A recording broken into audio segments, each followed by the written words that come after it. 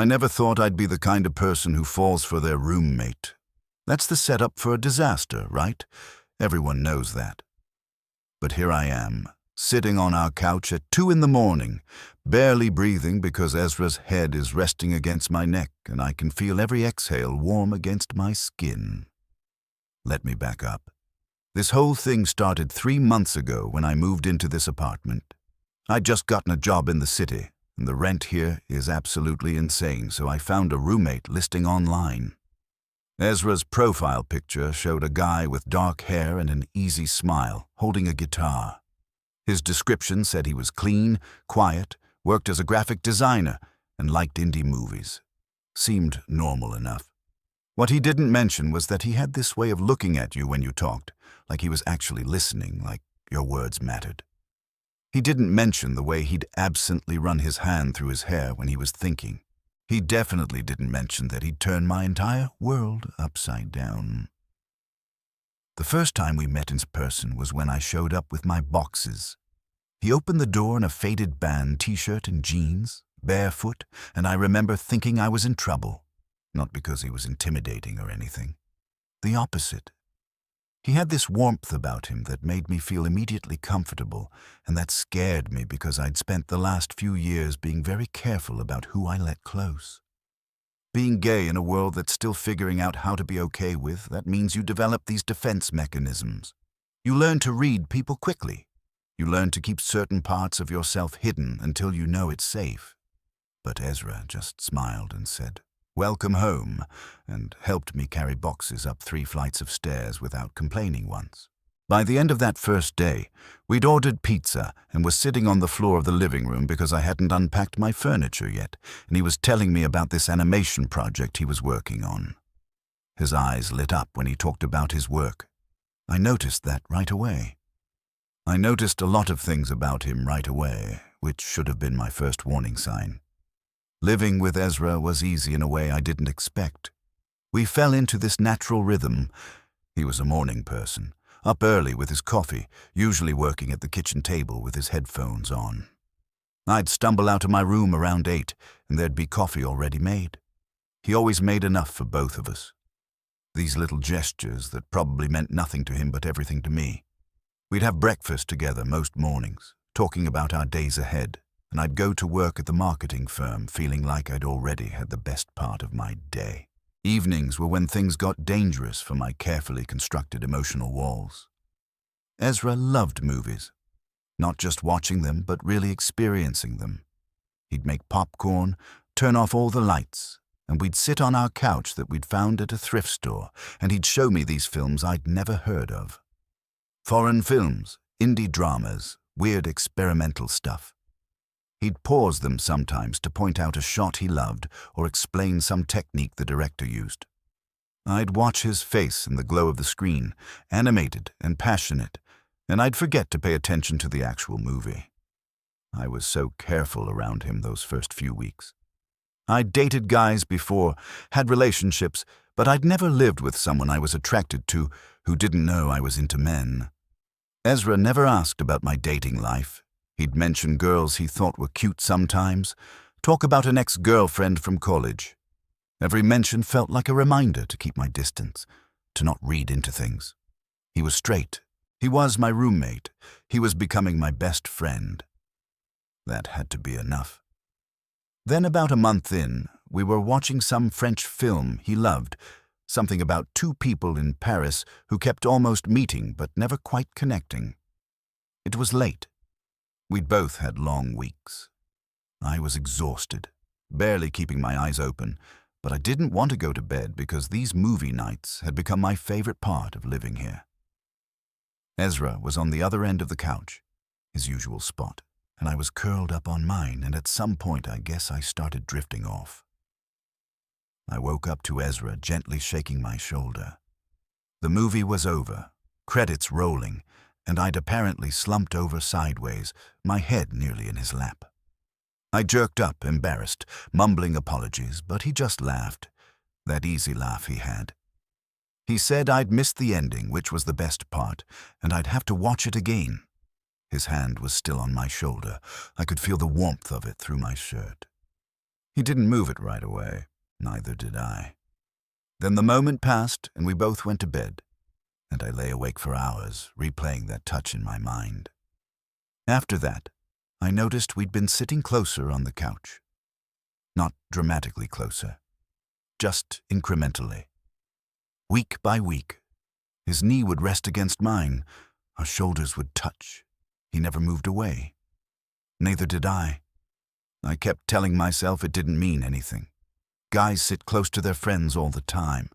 It's normal, casual, except nothing about the way my heart raced felt casual. We started having these late-night conversations, the kind where you're both tired enough that your filters come down. He told me about his family, about his dad who'd wanted him to be a lawyer, about choosing art instead and feeling like he'd disappointed everyone. I told him about my family, too, carefully editing the parts about coming out, about my mom's initial reaction, about my younger sister who was the only one who'd really understood. I wanted to tell him everything. I wanted to be honest, but I was terrified of what that honesty might cost me. One night, about 2 months into living together, we were up late again.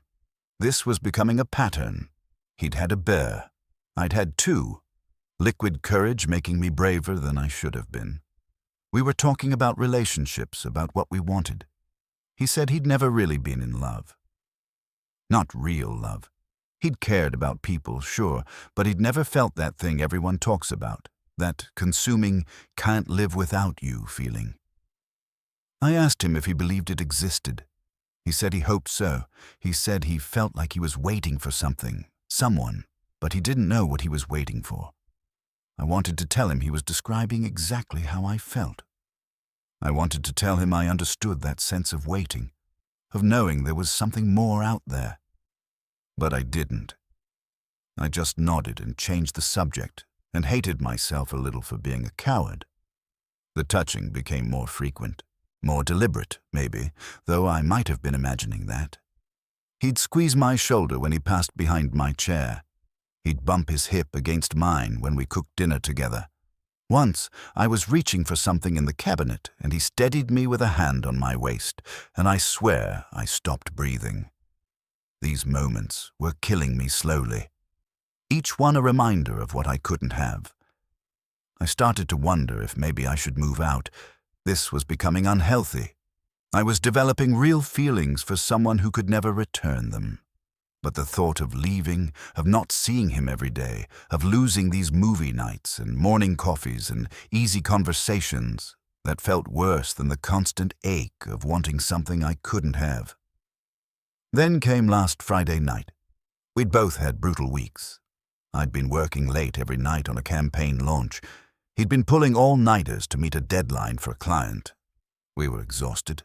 He suggested a movie night to decompress, something light. He said. A comedy. We needed to laugh.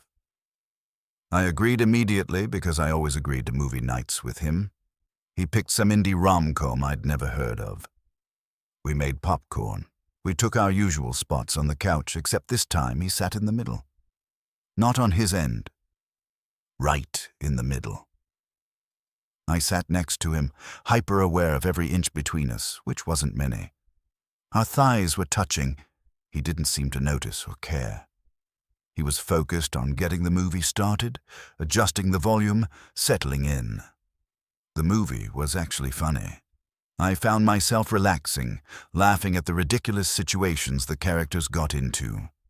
Ezra had this wonderful laugh, completely uninhibited, and hearing it made me happy in a way that had nothing to do with the movie. About halfway through, I noticed he was getting quieter. I glanced over and his eyes were heavy. He was fighting sleep. I should have suggested we call it a night. I should have said something, but I was selfish. I wanted him to stay. I wanted this time with him, even if he was barely conscious. He lasted another 20 minutes before his head started to droop.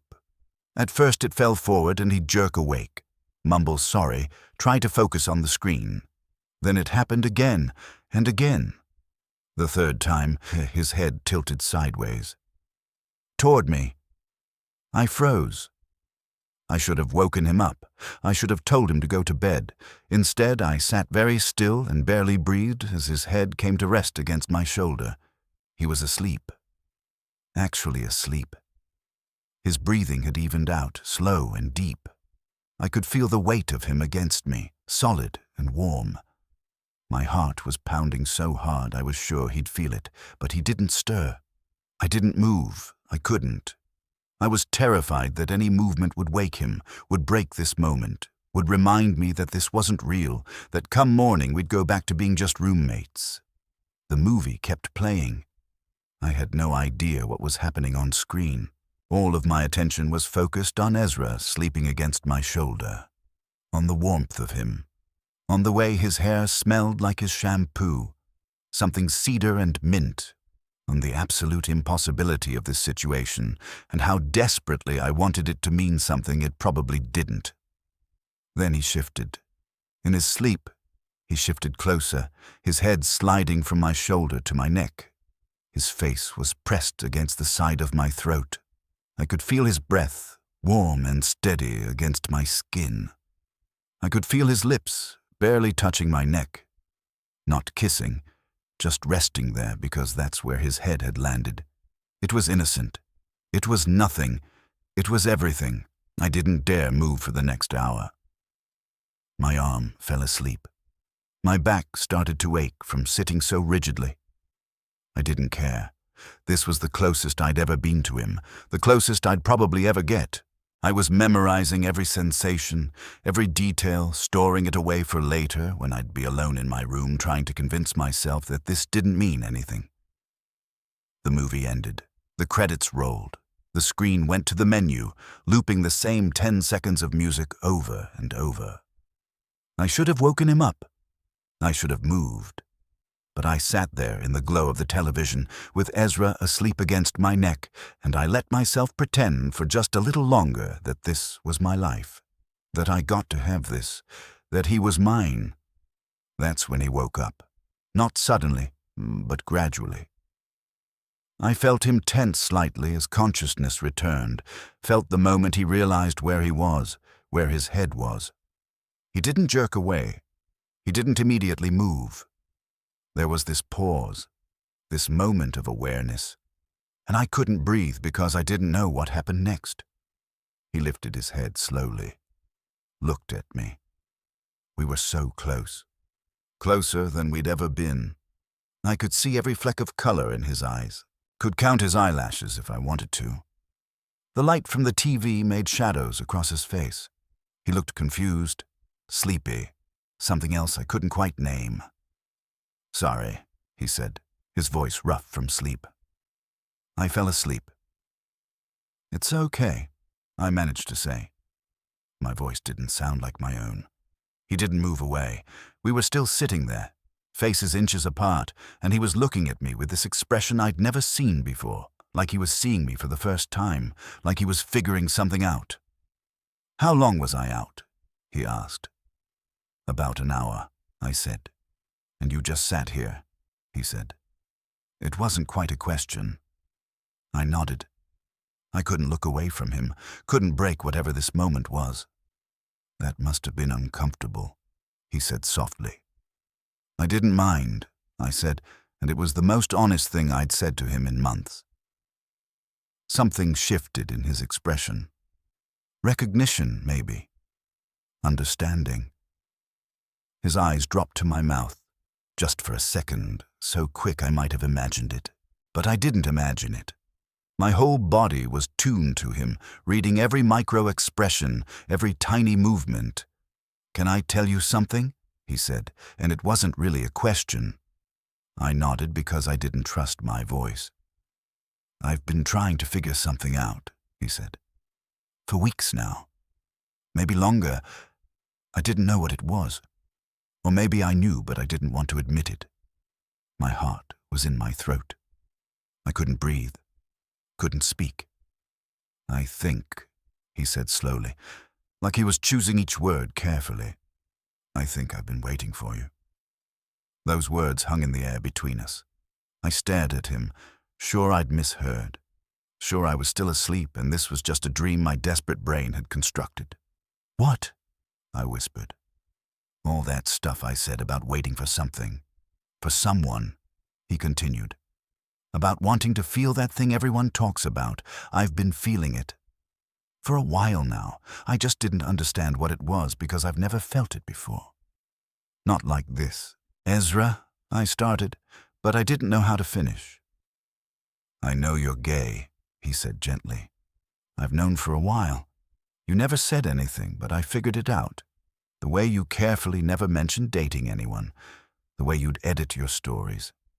I didn't say anything because I figured you'd tell me when you were ready." "Oh," I said.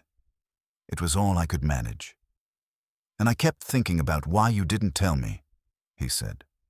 "Whether it was because you didn't trust me, or because you were worried I'd be weird about it, or because—" He paused. "Or because maybe you felt something you didn't think I could feel back." I couldn't confirm or deny. Couldn't move. Couldn't do anything but stare at him. "I'm not," he said. Then stopped. Started again. "I've never been with a guy. Never thought about it. Never considered it as a possibility. Until you. Until I realized that what I was feeling wasn't just friendship. That I looked forward to seeing you more than anything else in my day. That I was finding excuses to touch you. That I sat closer every movie night hoping you'd notice. That I've been terrified because this is new and confusing and I don't know what I'm doing, but I know that sitting here with you, feeling you breathe, feeling your heartbeat, this feels right in a way nothing else ever has." I was crying. I didn't even realize it until I felt the tears on my cheeks. He reached up and wiped one away with his thumb, and that gentle touch broke something open in me. "I'm so scared," I admitted, "of this being real, of this not being real, of wanting something so much and having it disappear." "It's real," he said. "I'm scared too. I don't know what this means or what happens next, but I know I want to find out. With you." "Can I kiss you?" I asked, my voice breaking on the words. "I've been waiting for you to ask," he said. I closed the distance between us. Our lips met soft and tentative, a question and an answer. He made this small sound in the back of his throat, and his hand came up to cup my face, and suddenly tentative became urgent. He kissed me like he'd been thinking about it for as long as I had, like he'd been holding back just as much. His other hand slid into my hair and I grabbed his shirt, pulling him closer, needing him closer. We broke apart, breathing hard, foreheads pressed together. I was shaking. He was smiling, this beautiful, genuine smile that made my chest ache. "That was," he started. "Everything," I finished. "Yeah," he agreed. "Everything." We stayed up the rest of the night talking, really talking. He told me about the moment he'd realized his feelings were more than friendship. "It was 3 weeks ago," he said. "I'd been sick with the flu, and he'd made me soup and sat with me even though I looked terrible and kept insisting I was fine. He'd seen me vulnerable and miserable, and his first thought had been that he wanted to take care of me always. That had scared him, made him question everything he thought he knew about himself. I told him about falling for him almost immediately, about every moment I'd treasured and tortured myself with, about the fear of losing him if he knew the truth, about the loneliness of wanting someone who slept 20 feet away but might as well have been on another planet. He listened to all of it, holding my hand, occasionally pressing kisses to my knuckles. Every touch felt like a revelation, like permission to finally want openly what I'd been wanting in secret. "So what now?" I asked as the sky started to lighten outside our windows. "Now," he said, pulling me closer. "We figure it out together. I don't have all the answers. I'm going to mess up, probably. This is all new to me.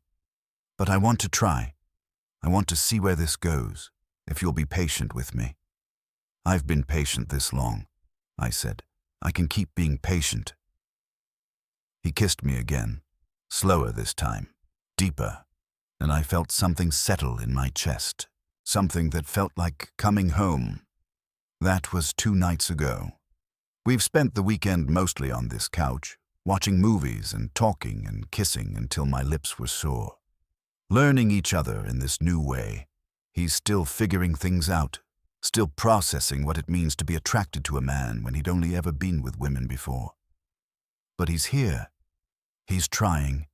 He looks at me like I'm precious, like I'm wanted, like I'm worth the confusion and the questions and the fear of the unknown. This morning he made coffee for both of us, like always. But this time, he kissed me good morning first. This small domestic gesture that meant everything. We're taking it slow. We haven't told anyone yet. We're just existing in this bubble we've created, this space where we can be honest with each other and with ourselves.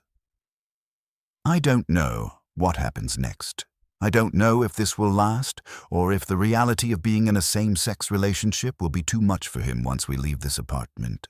I don't know if his family will accept this, or if his friends will understand.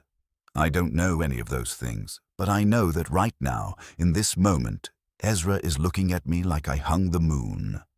And I'm looking back at him the same way. And for the first time in my life, I'm not afraid of what I feel. I'm not hiding or editing or carefully constructing walls. I'm just here, fully present, fully seen, fully loved. He's asked me to be patient, to let him figure things out at his own pace. But he's also asked me to stay, to not give up on this before it's really started. And I've said yes to both because how could I not? This person who makes me laugh, who remembers how I take my coffee, who fell asleep on my shoulder and woke up against my neck and decided that what he felt was worth exploring, worth risking everything he thought he knew about himself. So here we are.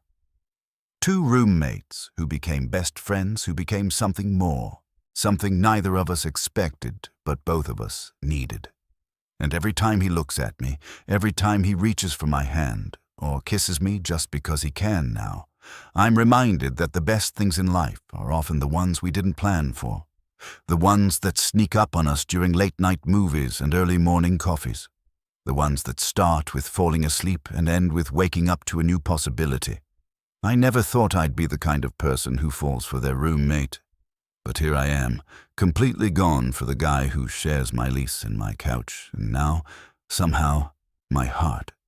And I wouldn't change a single thing.